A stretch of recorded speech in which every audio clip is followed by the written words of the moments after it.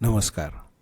मैं श्रीपाद बख्शी पुनः उपस्थित हूँ आपके सामने पानी से जिंदगी से एक और मोती लेकर।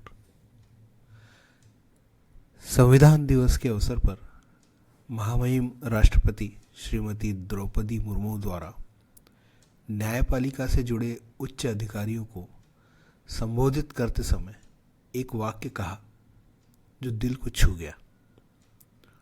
उन्होंने कहा कि हमारे यहाँ जेलों में जगह नहीं है और अधिक जेल बनाने का विचार किया जा रहा है।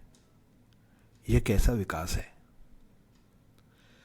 अपने संक्षिप्त संबोधन में उन्होंने अपने व्यक्तिगत अनुभव के आधार पर अपने विचार व्यक्त किए जो हृदयस्पर्शी तो हैं ही, साथ ही साथ राष्ट्रपति महोदया के लिए दिल में सम्मान जगाने वाले भी हैं।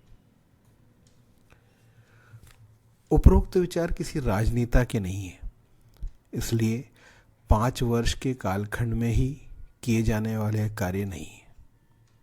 यह विचार एक जमीन से जुड़े हुए सर्वोच्च पद पर पहुंचे एक लीडर के हैं जो समय सीमा की नहीं वरन संपूर्ण परिस्थिति को एक आम आदमी के लिए बदलने की सोच और भावना को जागरूक करती है।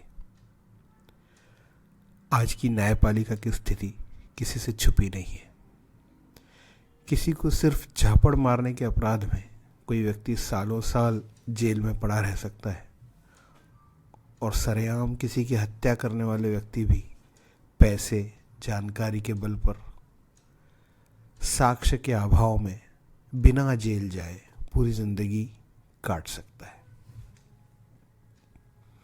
ये परिस्थितियां अंग्रेजों के जमानों के बनाए हुए तंत्र से नहीं बल्कि हमारी परिस्थिति के अनुरूप विधान बनाने से सुधरेंगी। और इस प्रकार के कार्य वे लोग नहीं कर सकते जो न्यायपालिका में सिर्फ वेतन, सुविधाएं व रुतबा मिलने के लिए कार्य करते हैं। बदलाव प्रकृति का नियम है और स्थिरता या यथास्थिति में बने रहना यह मानव स्वभाव की स्वाभाविक इच्छा है। बाकी सभी क्षेत्रों में विगत कई दशकों में हमने कई बदलाव देखे, परंतु न्यायपालिका में सिवा रिकॉर्ड को कंप्यूटर पर लाने के लिए किए जाने वाले थोड़े बहुत प्रयास नजर आते हैं। न्यायिक प्रक्रिया या नियमों में बदलाव जो कि अत्यावश्यक है, हम साधारण जनता को तो नजर नहीं आता। एक विशिष्ट क्षेत्र में कुछ ज़्यादा अभ्यास कर कोई व्यक्ति काला गाउन, सफ़ेद बो टाई और हाथ में हथौड़ा लेकर आज भी स्वयं को लॉर्ड कहलवाना ही पसंद करता है। यदि महामहिम राष्ट्रपति महोदया के विचारों को कालांतर में मूर्त रूप लेना है तो न्यायपालिका में आमूलचूल परिवर्तन के अतिरिक्त समाज निर्माण का कार्य भी इस बिंदु को ध्यान में रखकर ही करना होगा। हमारे देश में ऋतुएं भले ही बदले या ना बदले, परंतु एक स्थिति कभी नहीं बदलती और वह है चुनाव। देश में कहीं ना कहीं कोई ना कोई चुनाव प्रक्रिया चलती ही रहती है और चूंकि जीतना ही एकमात्र उद्देश्य होता है, इसलिए हम सिर्फ और सिर्फ अधिकारों की ही बात करते हैं, कर्तव्यों की नहीं।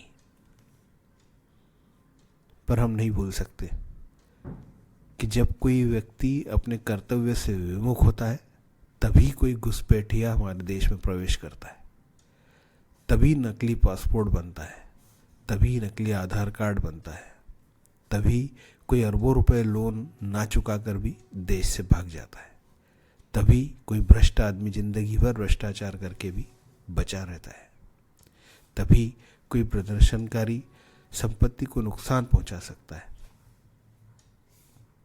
अधिकारों की मांग करते करते कर्तव्य पालन करने की आदत बनाने का बदलाव समाज के प्रत्येक व्यक्ति की सहभागिता के बिना संभव नहीं है।